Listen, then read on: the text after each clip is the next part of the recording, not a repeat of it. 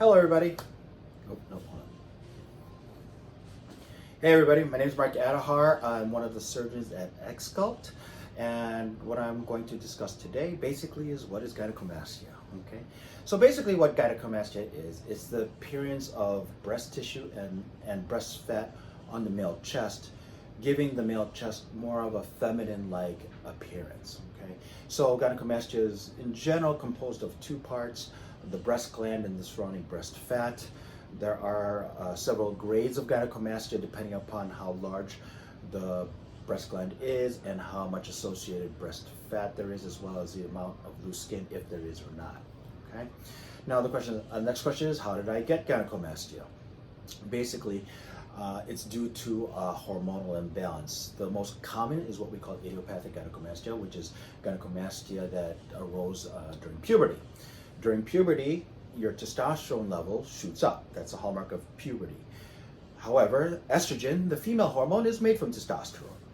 So when your testosterone level increases, so does your estrogen level. And it's the estrogen level which causes stimulation of the breast cells within the nipple areola complex to grow. And then you get gynecomastia from growing of the breast gland. Now, a lot of times when puberty ends, your testosterone level will drop, and then subsequently your estrogen level will drop. If your estrogen level is elevated for a prolonged period of time, then the gynecomastia will be permanent. But if your puberty ends and the estrogen level goes down in a fast enough time, then the gynecomastia will likely go away. Now, how long is it? In general, it takes about a year. If you have a year of high stimulation with estrogen, then in general it becomes permanent because of the development of what we call stromal tissue within the breast gland itself. And then once that breast tissue is there, throughout life, when you have spikes of testosterone with subsequent conversion to estrogen or exposure to high levels of estrogen, in processed foods or chemicals or what have you, your gynecomastia can grow over time. Also, as you get older, your testosterone level will drop naturally, usually at 1 to 3% a year starting at the age of 30. It will drop naturally, however, your estrogen level will stay the same.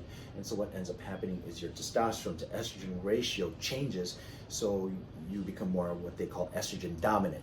And when that happens, gynecomastia will develop and grow. Okay? Now, how do I know if I have it? Well, first of all, you look. So people with men with gynecomastia, their nipples will be more like a mound or a cone. The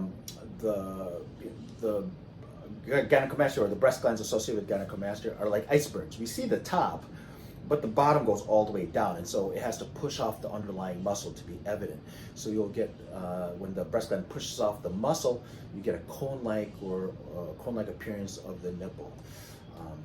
If you have breast fat, enough breast fat associated with it, you get the appearance of what they call side boob and under boob, for lack of a better medical term, for that kind of a shape.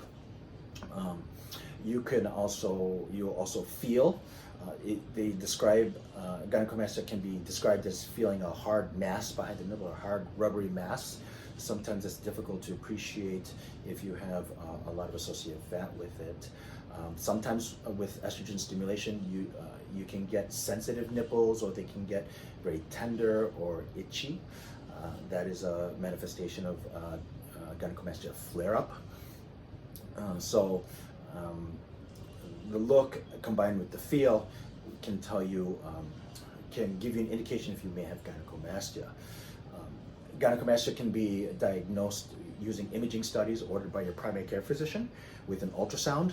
They will ultrasound your nipple and your areola and all the tissue around it, and through that imaging, radiologists can tell, based on the appearance, if you have a breast gland sitting there behind the nipple. But those are the ways you can know if you have it or not.